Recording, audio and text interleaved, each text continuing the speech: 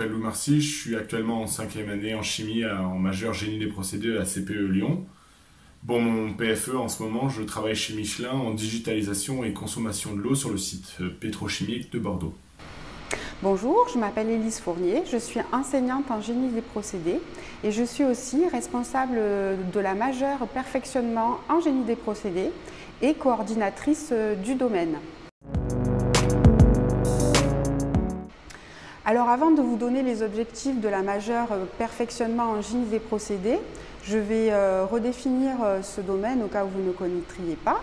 Donc le génie des procédés, c'est l'ensemble des sciences et des techniques qui permettent de passer d'une production au laboratoire de quelques grammes jusqu'à quelques kilos d'un produit à une production industrielle qui va pouvoir être jusqu'à 10, 100 tonnes par jour.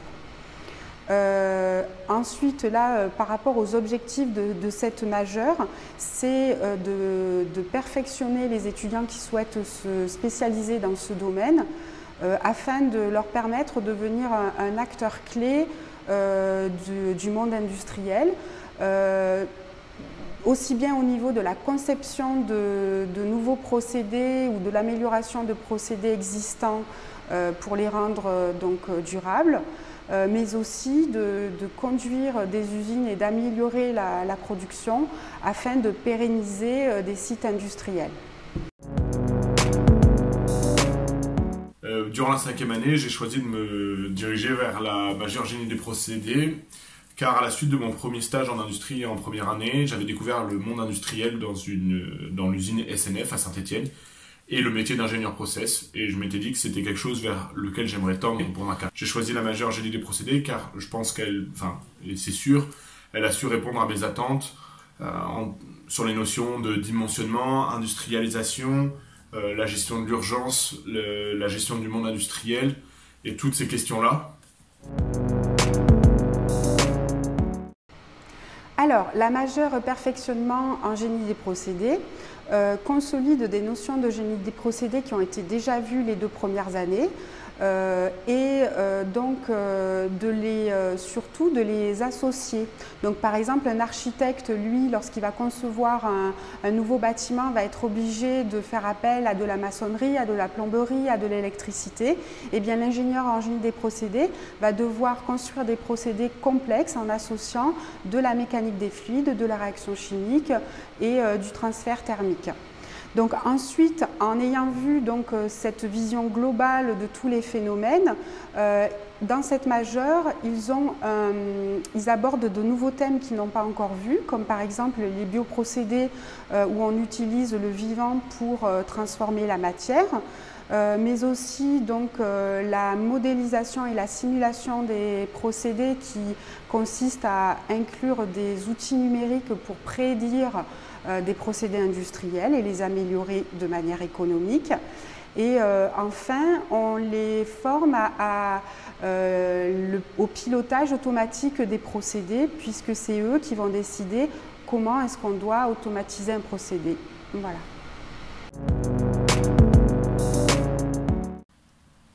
Théorique. La majeure génie des procédés sera théorique, mais sur des sujets pratiques.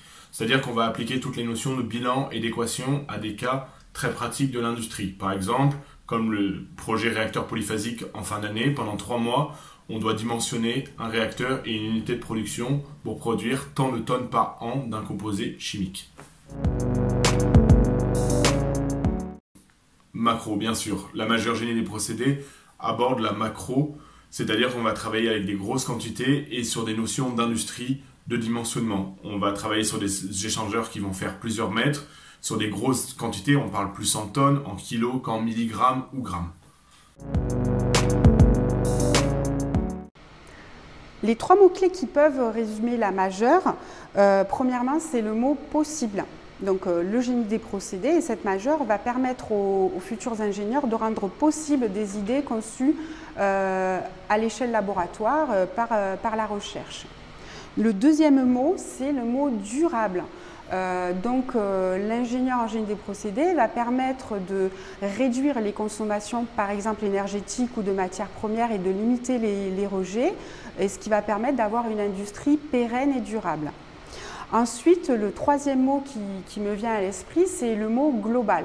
Parce que l'ingénieur en génie des procédés, il doit voir les choses au niveau global. Lorsqu'on modifie un petit paramètre au niveau d'une réaction chimique, ça a une conséquence surtout sur la quantité de rejet. Si on change de matière première, ça peut aussi avoir des conséquences sur une quantité de rejet qu'on n'aurait pas prévue. Donc vraiment, il faut qu'il ait une vision globale, comme un architecte aussi. Et aussi le mot global, c'est qu'aujourd'hui on voit que les productions industrielles se font sur le monde entier. Quand on regarde l'analyse de cycle de vie d'un produit, on voit que les matières premières et les produits ont fait plusieurs fois parfois le tour du monde. Et donc il y a cet aussi aspect mondial. Modélisation, industrie et dimensionnement. Alors, le premier débouché, c'est la conception de procédés. Donc, soit de nouveaux produits, soit de procédés beaucoup plus performants et économes. Ensuite, le deuxième débouché, c'est le débouché de la production. Donc, une fois que les procédés sont conçus et que les usines sont existantes, on va faire de la production. Donc, un ingénieur de production qui a un poste de responsabilité va gérer la qualité de la production, mais aussi tout le personnel qui permet la production.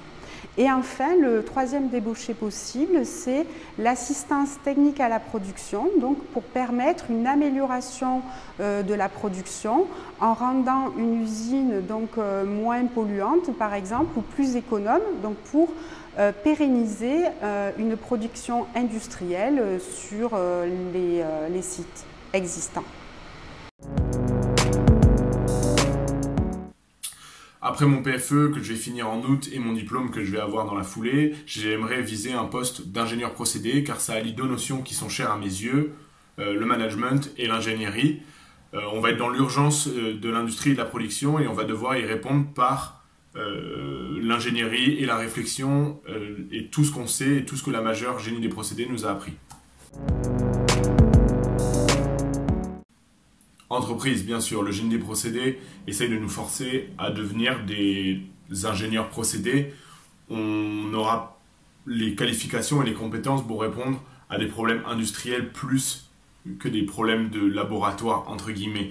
Bien sûr, il y a des parties du génie des procédés qui sont axées sur le scale-up, où on va faire des petits réacteurs en labo qu'on va essayer d'adapter après sur des usines de pilotage, puis après directement à l'usine sur on va dire des quantités beaucoup plus importantes. Mais c'est vrai que le génie des procédés va nous tourner plus vers l'entreprise et vers l'industrie. Alors pour symboliser la majeure, j'ai choisi un échangeur de chaleur. Donc dans votre maison, vous avez un chauffage par exemple central, vous avez une chaudière qui produit de l'eau chaude, cette eau chaude circule et dans un radiateur s'échange avec l'air et réchauffe votre air. Mais dans une usine, souvent on utilise donc des liquides chauds et pour les réchauffer, on va utiliser un échangeur de chaleur. Donc par exemple ici dans les tubes, vous allez avoir donc votre fluide à réchauffer, votre liquide, et à l'extérieur par exemple de la vapeur d'eau. Et ainsi, on va réchauffer des grandes quantités de liquide, par exemple 100 mètres cubes, qui sont des quantités phénoménales.